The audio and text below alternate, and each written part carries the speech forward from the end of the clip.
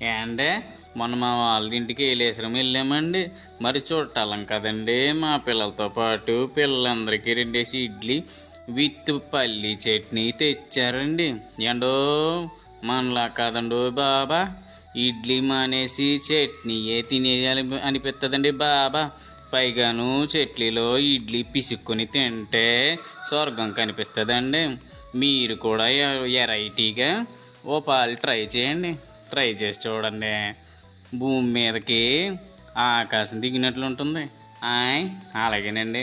మన చేతితో మన పిల్లలకి మనం ఇడ్లీ కలిపి పెడతా ఉంటే ఉంటుందండి, మామూలుగా ఉండదండి. ఎందుకంటే ప్రతి తల్లిదండ్రులండి ఈ వీడియో చూసైనా సరే కనీసం కోత టైం స్పెండ్ చేస్తారు పిల్లలతో అని చెప్పి ఈ వీడియో మీకోసం మీ ముందుకు రప్పించానండి. నెక్స్ట్ వీడియోలో మళ్ళీ కలుద్దామండి. అంతవరకు బాబాయ్ అండి.